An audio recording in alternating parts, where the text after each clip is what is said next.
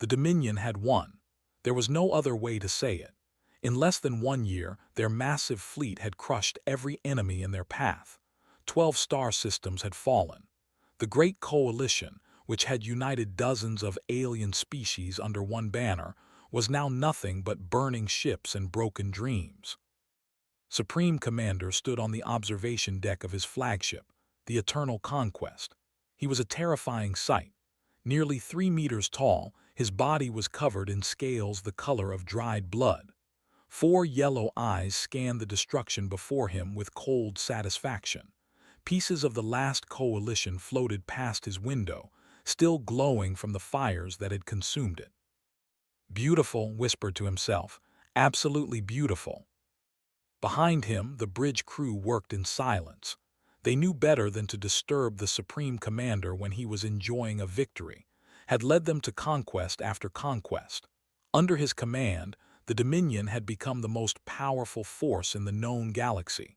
No species could stand against them. No alliance could slow their advance. The door to the observation deck slid open. A younger named entered and bowed his head in respect.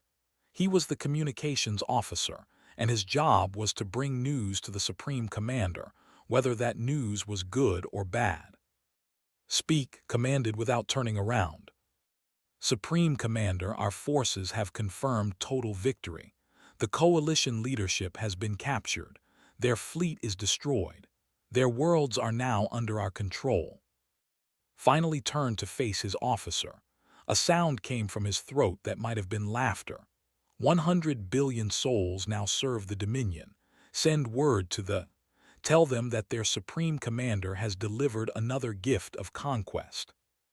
Hesitated. It was a small hesitation, barely noticeable, but saw it immediately. His 4 eyes narrowed. There is something else, said. It was not a question. Yes, Supreme Commander. Our scouts report that not all coalition members have surrendered. There is one species that has not yet engaged us in battle. Which species? They call themselves humans, Supreme Commander.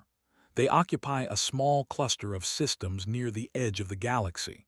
Our intelligence reports indicate they have only 47 military vessels.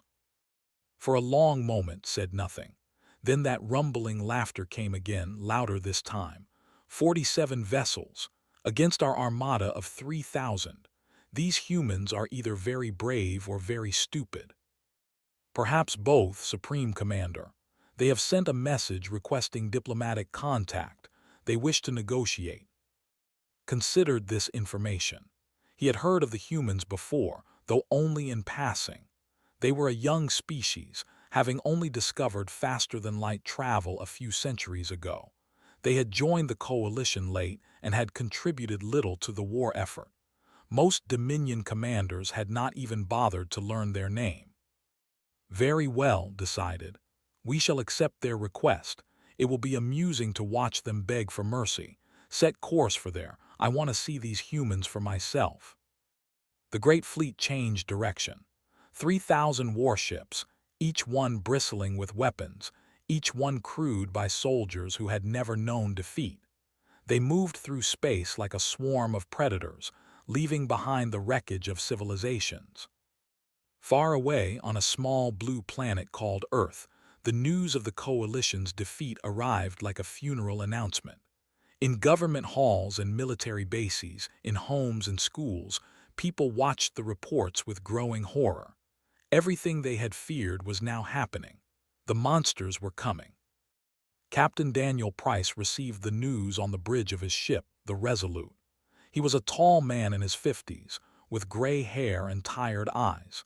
He had served in the human fleet for over 30 years, and he had seen many things, but nothing had prepared him for this. His first officer, Commander Lisa Morgan, stood beside him. She was younger than him by 20 years, with sharp features and a mind that worked faster than most computers. Together, they had served through 3 different conflicts. They knew each other well enough that words were often unnecessary. How long? Daniel asked quietly. Lisa checked her console. If they maintain current speed, they will reach Earth in approximately 3 weeks. And our fleet strength? 47 combat-capable vessels, another 12 in various stages of repair. Daniel closed his eyes. 47 ships against 3,000. The math was simple and brutal. Even if every human ship took 10 enemies with it, they would barely scratch the fleet. This was not a war they could win. This was not even a war they could fight. "The Assembly is requesting your presence, Captain," Lisa said. "Emergency session. All fleet commanders." Daniel nodded slowly. Of course they are. Everyone wants to talk about what to do, as if talking ever stopped an invasion. He walked to the viewport and looked out at the stars. Somewhere out there, an enemy fleet was approaching. An enemy that had crushed every opponent it had ever faced. An enemy that saw humanity as nothing more than an insect to be stepped on. "What are you thinking?" Lisa asked. "I'm thinking about my grandfather," Daniel replied. "He used to tell me stories about the old wars back on Earth. He said that humans had a talent for surviving things that should have killed us. Ice ages, plagues, wars that killed millions. Every time someone or something tried to wipe us out, we found a way to keep going. With respect, Captain, those enemies didn't have 3,000 warships." "No, they didn't," Daniel turned to face her. "But they thought they would win just as surely as they do now, and they were wrong." Lisa wanted to believe him. She could see it in her eyes, but she was too smart to ignore the reality of their situation. "We need a plan. A real plan. Not hope, not faith, but something concrete." "Then let's go find one," Daniel said. He straightened his uniform and walked toward the door. "Get me everything we have on their tactics, their psychology, their history, everything. If we're going to survive this, we need to understand our enemy better than they understand themselves. And if we can't find a weakness—" Daniel paused at the door. When he spoke, his voice was hard as steel. "Then we make them pay such a high price for our destruction that the galaxy never forgets what it cost to fight humanity. One way or another, they will remember our name." He walked out, leaving Lisa alone with the stars and her fears. She looked at the tactical display showing the approaching enemy fleet. 3,000 ships, 3,000 instruments of death coming for everything she had ever known. But somewhere deep inside her, a small flame of defiance began to burn. The captain was right. Humanity had survived impossible odds before. Maybe, just maybe, they could do it again. She began downloading everything the fleet database had on the Dominion. It was time to learn about their enemy, and it was time to start planning for something other than defeat. The diplomatic shuttle was small and unarmed. It flew through the darkness of space toward the massive flagship, surrounded by warships that could destroy it with a single shot. Inside the shuttle, Ambassador Blake sat alone with her thoughts. Was 53 years old. Her hair was gray, her face lined with the marks of a difficult life. She had spent 30 years as a diplomat, traveling between worlds, trying to build bridges between species that had every reason to hate each other. She had succeeded more often than she had failed, but she had never faced anything like this. The shuttle docked with the Eternal Conquest, felt the slight vibration as the magnetic clamps locked onto her vessel. She took a deep breath, smoothed her formal clothes, and stood up. Whatever happened next, she would face it with dignity. The airlock opened. 2 soldiers stood waiting for her. They were enormous, towering over her small human frame. Their armor was black and covered with symbols she did not recognize. They said nothing, simply turned and began walking. Followed. The corridors of the ship were dark and cold. The walls were made of some kind of metal that seemed to absorb light rather than reflect it. Past dozens of crew members, all of them stopping to stare at her with their 4 eyes. She was probably the first human most of them had ever seen. Finally, they reached a large chamber. The doors slid open and found herself facing Supreme Commander. He was even more terrifying in person than the reports had suggested. He sat on a raised platform that made him appear even taller than his natural 3 meters. His scales glistened in the dim light, and his 4 eyes fixed on her with an intensity that made her want to run away screaming. But Blake did not run. She walked forward, stopped at a respectful distance, and bowed her head slightly. "Supreme Commander," she said, her voice steady, "I am Ambassador Blake. I come on behalf of Earth and the human colonies to discuss terms of peaceful coexistence." Stared at her for a long moment. Then he made that rumbling sound that passed for laughter among his kind. "Peaceful coexistence. Your coalition spoke of the same thing. They used those exact words, in fact, right before we destroyed them." "The coalition is gone," acknowledged, "but humanity remains. We have no desire for war with the Dominion." "What you desire is irrelevant," leaned forward on his platform. "You are a small species with a handful of ships. You control a few insignificant worlds at the edge of the galaxy. You have nothing that we want except your submission." "Then what do you want from us?" "Everything." The word hung in the air like a death sentence. "Your worlds, your resources, your people. You will join the Dominion as servants, or you will be destroyed. Those are the only options available to you." Had expected this. She had prepared for it, but hearing the words spoken out loud still sent a chill through her body. Surely there must be room for negotiation. The Dominion is vast. What difference would a few human worlds make? Rose from his seat. He walked down from the platform until he stood directly in front of. She had to crane her neck to look up at his face. His breath smelled like metal, and something she could not identify. "You misunderstand the nature of the Dominion, little human. We do not conquer because we need resources or territory. We conquer because it is our purpose. It is what we were born to do. Every species in the galaxy will eventually bow to us, or they will cease to exist. There is no third option." "There is always a third option," said quietly. Tilted his massive head. "Is that so? Tell me, Ambassador, what option do you believe exists that we have not considered?" "Resistance." The word seemed to amuse him. "Resistance? With 47 ships, your entire fleet could not scratch the paint on my flagship." "The Coalition had 8,000 ships," reminded him. "They thought numbers would protect them. They were wrong. Perhaps we will be wrong too. But I have learned something in my years of diplomacy, Supreme Commander. I have learned that the species most certain of victory are often the ones most surprised by defeat." For a moment something flickered in his eyes. It might have been anger, it might have been curiosity, could not tell. "You are either very brave or very foolish," said finally. "I have not yet decided which." "Perhaps I am both." Returned to his platform. "You have 7 days to communicate our terms to your government, total surrender, complete submission. After 7 days, if we have not received your acceptance, we will begin the destruction of your species. There will be no further negotiations. There will be no mercy." Stood her ground, "And if we choose to fight?" "Then you will die, all of you. Your worlds will burn, your people will be scattered to the void, and in 1,000 years, no one will remember that humans ever existed."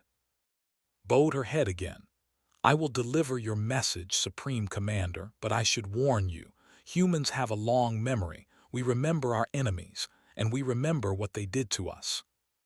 "Is that a threat, Ambassador?" "No," said, meeting his gaze one final time. "It is a promise." She turned and walked away, escorted by the same soldiers who had brought her. As she returned to her shuttle, her heart was pounding, but her mind was clear. The wanted war. They would get one, but it would not be the war they expected. Once safely aboard her shuttle, opened a secure communication channel to Admiral Cole, the commander of the human fleet. "How did it go?" Cole asked. "About as well as we expected. They want total surrender or total destruction. No middle ground." "Did you learn anything useful?" Paused, thinking carefully about her answer. "Yes, they're arrogant, more than arrogant. They believe they cannot lose. They have won so many times that failure is no longer something they can imagine." "That's a weakness," Cole said. Yes, but there's something else. Something in the way he looked at me. I think they've heard stories about us, about how we fight, how we survive. They're curious. Curious enough to underestimate us. Maybe, but we need to give them a reason to keep underestimating us, until it's too late. Admiral Cole was silent for a long moment. Then she spoke, and her voice was cold with determination. Then that's exactly what we'll do. Come home, Ambassador. It's time to show these monsters what humanity is capable of. While the politicians talked and the diplomats negotiated, humanity prepared for war. It was a preparation unlike anything the galaxy had ever seen, not because of its size or its weapons, but because of its nature. Humanity was not preparing to fight a traditional war. They were preparing to do something far more dangerous. Admiral Cole stood in the war room of the orbital station New Hope. Around her sat the commanders of every human military vessel. Captain Daniel Price of the Resolute was there. So was Captain Young of the Defiance, Captain Amy of the Liberty, and a dozen others. These were the men and women who would lead humanity into battle against an enemy that outnumbered them 60-1. The holographic display in the center of the room showed the fleet. 3,000 ships, each one marked with a red icon. They were moving steadily toward Earth, unstoppable and confident. On the other side of the display, a pitiful cluster of blue icons represented the human fleet. The difference in size was almost laughable. "I'm not going to pretend this will be easy," Cole began. "They have conquered every enemy they've ever faced. They destroyed the coalition in less than a year. By any reasonable measure, we should already be dead." She paused, looking around the room at the faces of her commanders. They were scared. She could see it in their eyes, but underneath the fear she saw something else. Determination, defiance, the stubborn human refusal to accept the inevitable. "But we're not going to fight by reasonable measures," Cole continued. "The coalition lost because they played by the rules. They met them in open battle, fleet against fleet. That's exactly what they wanted. That's exactly what they were designed to defeat." Captain Young leaned forward. "What do you suggest instead, Admiral?" Cole touched a control and the holographic display changed. Now it showed the corridor of space between the fleet and Earth. Asteroid fields, debris zones, areas where sensors worked poorly or not at all. "We're going to make them bleed," Cole said. "Not in one big battle, but in 1,000 small ones. We're going to use every trick, every trap, every dirty tactic that humanity has ever invented. We're going to turn their journey to Earth into a nightmare." She highlighted points along the corridor. "For the past 3 weeks, while the diplomats have been buying us time, we've been seeding these areas with weapons. Stealth mines that don't show up on their sensors, automated platforms that fire and then disappear, decoy emitters that make them think ships are where no ships exist." Captain Price studied the display with growing understanding. "Guerrilla warfare, in space." "Exactly. We hit them and run. We make them paranoid. We stretch their supply lines thin and pick off their stragglers. We don't try to defeat their fleet. We try to make conquering us cost more than it's worth." Captain raised her hand. "What about their ground forces? Even if we slow their fleet, they'll eventually reach our colonies. What do we do then?" Cole changed the display again. Now it showed Earth and the major human colonies. Each world was covered with networks of underground tunnels, hidden bunkers, and secret supply caches. "Every human colony has been preparing for occupation since the war began," Cole explained. "If they want our worlds, they'll have to take them building by building, street by street. And even if they take them, they'll never hold them.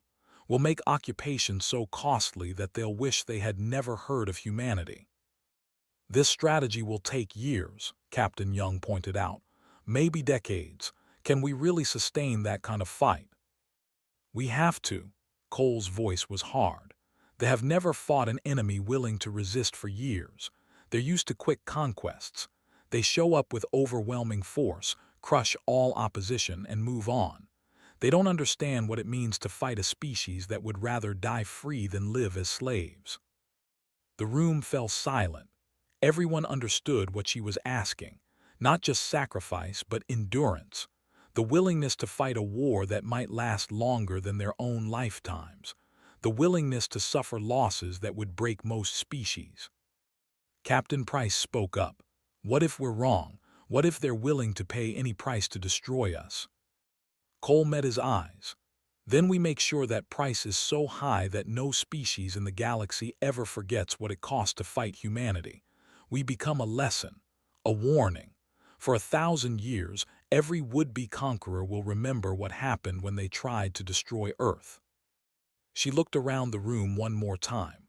I know what I'm asking of you. I'm asking you to fight a war you might not win. I'm asking you to watch friends die and ships burn. I'm asking you to hold the line when every instinct tells you to run. She paused. But I'm also asking you to do what humans have always done, to face impossible odds and refuse to give up, to take every blow and keep getting back up, to prove that some things are worth fighting for, even when victory seems impossible. One by one, the commanders nodded. There were no cheers, no dramatic speeches, just quiet acceptance of what lay ahead and absolute determination to see it through. Captain Daniel Price stood up. I have one question, Admiral. When do we start? Cole allowed herself a small smile. We already have. Our advanced teams have been in position for 2 weeks. The fleet is about to enter the first trap zone. She brought up a real-time display.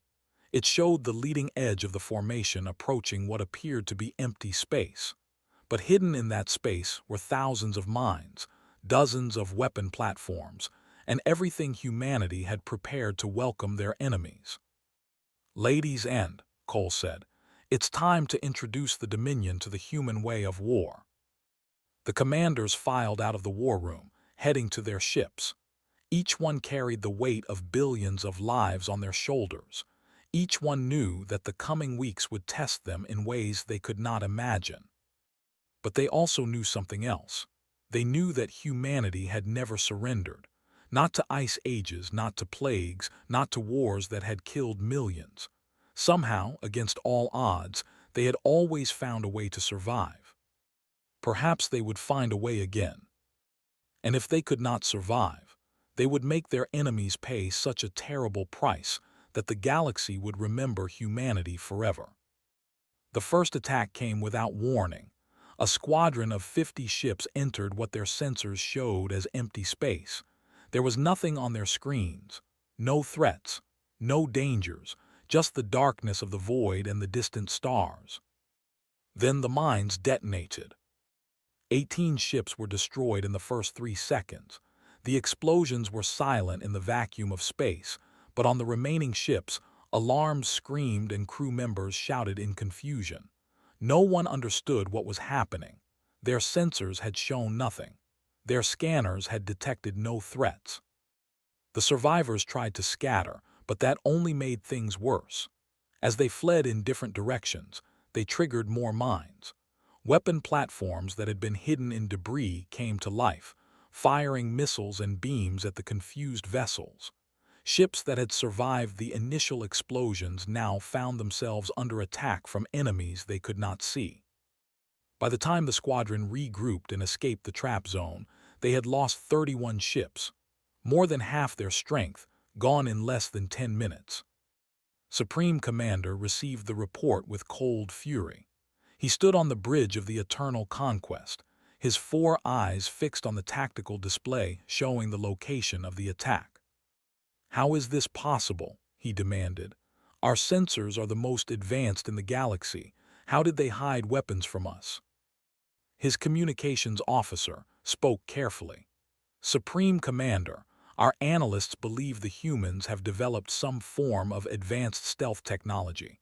The weapons were designed to be invisible to our sensors until the moment they activated. Then we will find them before they activate. Deploy scout ships ahead of the main fleet. I want every piece of space scanned before we enter it. Yes, Supreme Commander. But the scout ships fared no better than the squadron had. They found the weapon platforms easily enough, but destroying them triggered secondary explosions that damaged nearby ships. They found the mines, but only by flying into them. They found the decoy emitters, but not until they had wasted precious ammunition firing at targets that did not exist. Worst of all, they found the human ships. The first encounter happened 3 days after the initial attack. A group of 5 human vessels appeared at the edge of sensor range, moving fast.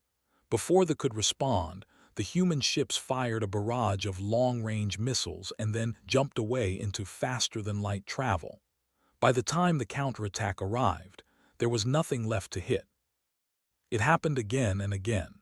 Human ships would appear, strike, and vanish before retaliation was possible. They never stayed to fight. They never gave a fair battle. They simply hit and ran, over and over until the crews were exhausted from constant alerts. The fleet's advance slowed to a crawl. What should have been a 3-week journey stretched into 2 months. Along the way, they lost hundreds of ships to traps, ambushes, and attacks that seemed to come from nowhere. On the bridge of the Eternal Conquest's rage grew with each passing day. He had never experienced anything like this. The coalition had faced him with honor, fleet against fleet. They had died like warriors, but these humans fought like shadows, like ghosts, like something from a nightmare. "They are cowards," he snarled during a command meeting. "They refuse to face us directly because they know they would lose." His strategic advisor, an older named, spoke carefully. "With respect, Supreme Commander, cowards do not fight at all. They surrender or flee. These humans are doing neither." "Then what are they doing?" "They are bleeding us, Supreme Commander. Slowly but surely they are bleeding us dry." Slammed his fist against the table, cracking its metal surface. "We have 3,000 ships. They cannot possibly hurt us enough to matter." "We had 3,000 ships," corrected gently. "We now have approximately 2,000. We have lost 1/3 of our strength, and we have not even reached their main defensive positions." The number hit like a physical blow. 1/3. Nearly 1,000 ships destroyed or disabled by an enemy with only 47 vessels. It was impossible. It was humiliating. It was unprecedented. "How?" he whispered. "They do not fight like any enemy we have faced before," explained. "They do not try to win battles. They try to make each battle cost us more than we can afford. They are playing a different game than we are, Supreme Commander, and we do not know the rules." Far away, on the orbital station New Hope, Admiral Cole monitored the fleet's progress with grim satisfaction. Captain Price stood beside her, watching the tactical display that tracked every enemy movement. "Phase 1 is working better than we hoped," Cole said. "Their fleet has lost over 1,000 ships, and they haven't even reached our main defensive line." Price nodded. "But they'll adapt eventually. They're not stupid, just arrogant. Sooner or later, they'll figure out how to counter our tactics." "I know. That's why we're already preparing Phase 2. Cole pulled up a new display showing the defensive positions around Earth, orbital stations armed with heavy weapons, minefields that covered every approach, hidden bases on asteroids and moons. We've had 3 months to prepare while they've been fighting through our gauntlet. Every advantage they expected to have is gone." "And if that's not enough?" Cole was silent for a moment. Then she said, "There's a Phase 3, something I hope we never have to use." "What is it?" "Something that would end this war, one way or another." Cole's voice was heavy with things she could not say. "Let's hope it doesn't come to that." Price wanted to ask more, but something in the Admiral's eyes told him not to push. Whatever Phase 3 was, it was not something she wanted to think about. Instead, he turned back to the tactical display. The fleet was still coming, slower now but still deadly. 2,000 ships, each one hungry for human blood. The final battle was approaching, and there was no way to stop it. But humanity was ready. They had paid for every day of preparation with blood and sacrifice. They had turned the journey to Earth into a nightmare for their enemies. And now they would show the galaxy what happened when you pushed humanity to the edge of extinction. They had wanted war. They were about to get more than they bargained for. The fleet finally reached Earth on a cold December morning. Their remaining 1,600 ships spread out to surround the pale blue planet that had caused them so much grief. From the bridge of the Eternal Conquest, Supreme Commander looked upon his enemies with undisguised hatred. He had lost nearly half his fleet during the journey. Ships that had conquered worlds without trouble had been destroyed by traps and ambushes. Crews that had never known fear were now nervous and exhausted. The humans had turned what should have been a simple conquest into a bloody nightmare. But it was over now. The humans had nowhere left to run. Their pathetic fleet was gathered around there, waiting for the final battle, would crush them, burn their planet, and erase their species from existence. Then the galaxy would forget that humans had ever lived. "Begin the bombardment," ordered. "I want nothing left alive on that world." But before his weapons officers could obey, alarms began screaming across every ship in the fleet, spun toward the tactical display and froze. Ships were appearing everywhere, from behind asteroids, from within debris fields, from seemingly empty space itself. Human vessels emerged from hiding, not the 47 ships they had expected, but over 200. Fresh ships, armed ships, ships that had been built in secret while the fleet had been fighting through the gauntlet. "Impossible," gasped. "Where did they come from?" Understood instantly. "The deep colonies. They've been building ships in secret for years. We walked into a trap." The human fleet struck with devastating precision. Unlike the coalition, they did not form neat battle lines or follow predictable tactics. They attacked in small, coordinated groups, targeting engines and weapons systems. They used asteroids for cover and jumped in and out of combat range. They fought like the guerrilla warriors they had become during the long months of the advance. Admiral Cole commanded from the bridge of the newly commissioned battleship Endeavour. Her voice was calm as she directed the engagement, moving ships like pieces on a game board. "All wings maintain pressure on their flanks. Don't let them form up. Target their command ships first." Captain Daniel Price led a squadron directly at the Eternal Conquest. His ship, the Resolute, weaved through enemy fire with impossible grace. He had learned to fly during the months of hit-and-run attacks, and now that skill served him well. "Admiral, I have a shot at their flagship," he reported. "Take it." The Resolute's main guns fired. Enhanced plasma bolts burned through the Eternal Conquest shields and struck the bridge directly. Inside, the explosion killed instantly. Supreme Commander survived, but barely. His body was broken, his scales torn and bleeding. As his flagship listed out of control, watched his fleet crumble around him. Ships were surrendering, something that had never happened in the history of the Dominion. Others were fleeing, their commanders unwilling to die for a cause that was clearly lost. The battle that should have been humanity's funeral became this destruction. A communication request appeared on what remained of his console. Against all reason, he accepted it. Admiral Cole's face appeared on his screen. She looked tired but triumphant. "Supreme Commander, your fleet is defeated. Your invasion has failed. I'm offering you the opportunity to surrender and spare your remaining crews." Coughed, dark blood staining his lips. "How? We had 3,000 ships. You had nothing." "We had something you didn't understand," Cole replied. "We had patience. We had adaptability. And we had each other. Your species conquers because you believe strength is measured in weapons and numbers. We know that true strength is measured in the will to keep fighting when victory seems impossible. You are just one species. We rule 1,000 worlds." "You ruled them." Past tense.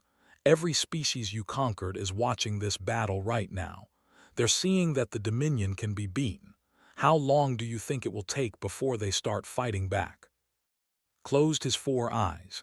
He understood now, far too late, what the humans had really been fighting for. Not just their own survival, but the survival of hope itself. The hope that tyranny could be opposed, the hope that empires could fall, the hope that even the smallest voice could make a difference. "I surrender," he said.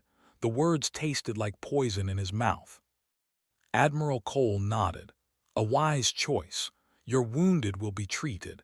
Your prisoners will be held humanely. And when this is over, your people will have the chance to build something better than what they had. You would show mercy to those who tried to destroy you. That's what separates us from you, Supreme Commander. We don't become the monsters we fight." Cole paused and her voice hardened. "But make no mistake, if you ever threaten humanity again, we will not stop at defense. We will end you, completely and permanently." The Battle of Earth was over. The Dominion's stranglehold on the galaxy was broken. In the weeks and months that followed, rebellion spread across conquered worlds like wildfire. Species that had lived under Dominion rule for generations rose up, inspired by the impossible victory of a small species from the edge of the galaxy. The empire that had seemed invincible collapsed, one world at a time. On the bridge of the Resolute, Captain Daniel Price watched the cleanup operations with quiet satisfaction. Lisa Morgan stood beside him, a rare smile on her face. "We actually did it," she said. "We actually won." "This is just the beginning," Daniel replied. "There's a lot of work ahead, rebuilding the coalition, helping the liberated worlds, making sure something like this never happens again. But we'll do it, because that's what we do." Daniel nodded, looking out at the stars. Those stars had once seemed hostile, full of dangers and enemies that wanted humanity dead. But now they looked different. They looked like possibilities, like opportunities, like home. The galaxy had learned a valuable lesson that day. When pushed to the edge of extinction, humanity did not surrender. They did not despair. They found a way to win, no matter the cost, no matter the odds. Ambassador Blake had been right. Humans had a long memory. They remembered their enemies, and now the galaxy would remember them. Not as victims, not as a small species at the edge of known space, but as the ones who stood against the darkness when no one else would. The ones who proved that courage could defeat tyranny, that hope could survive the darkest night. They had come to Earth expecting an easy conquest. They had celebrated their victory before it was won, but they had made one fatal mistake. They had reached the humans, and the humans had taught them what it truly meant to lose.